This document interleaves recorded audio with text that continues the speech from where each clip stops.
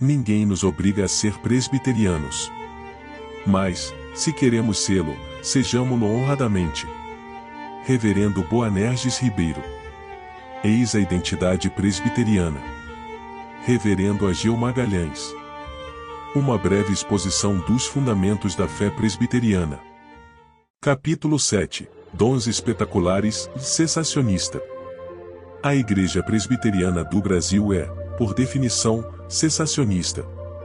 A Confissão de Fé de Westminster afirma no capítulo 1, parágrafo 1 da seguinte forma: para melhor preservação e propagação da verdade, para o mais seguro estabelecimento e conforto da Igreja, contra a corrupção da carne e malícia de Satanás e do mundo, foi igualmente servido fazê-la escrever toda. Isso torna a Escritura Sagrada indispensável, tendo cessado aqueles antigos modos de Deus revelar a sua vontade ao seu povo. Quais eram estes antigos modos de revelação que cessaram? Sonhos, visões, profecias, teofanias, línguas. Alguns destes foram dons espetaculares que funcionavam como credenciais, isto é, poderes que validavam a pregação da palavra, para que o povo acreditasse que a mensagem vinha de Deus. Eis alguns exemplos. Conforme o texto de Atos dos Apóstolos, capítulo 14, versículo 3, quando Paulo e Barnabé demoraram-se em Iconio, falando ousadamente no Senhor, o qual confirmava a palavra da sua graça, concedendo que, por mão deles, se fizessem sinais e prodígios.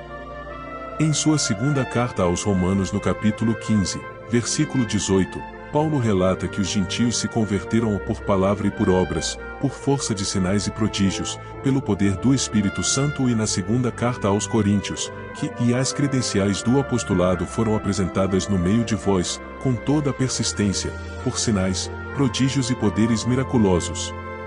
Na mesma linha, o escritor de Hebreus registra em sua carta no capítulo 2 versículos 3 e 4, e como escaparemos nós, se negligenciarmos tão grande salvação, a qual, tendo sido anunciada inicialmente pelo Senhor, foi-nos depois confirmada pelos que a ouviram, ou dando Deus testemunho juntamente com eles, por sinais, prodígios e vários milagres e por distribuições do Espírito Santo, segundo a sua vontade.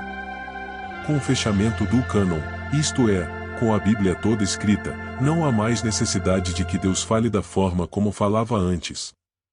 Hoje a Bíblia é a palavra de Deus. O Espírito Santo fala na palavra. Ela é a espada do Espírito, conforme a carta aos Efésios capítulo 6, versículo 17. Quanto ao dom de cura, que fazia com que até a sombra e os lenços dos apóstolos curassem, conforme podemos ver em Atos dos Apóstolos nos capítulos 5 e 19, ele cessou no período apostólico. Possivelmente, até antes da morte de todos os apóstolos, visto que há relatos de doenças não curadas no Novo Testamento, como exemplo, cartas aos Filipenses 2, 26, 1 Timóteo 5, 23 e 2 Timóteo 4, 20. Deus cura hoje? Com certeza. O dom cessou, mas o poder de Deus continua. Sobre o dom de línguas, ele nasceu da necessidade de pregação do Evangelho.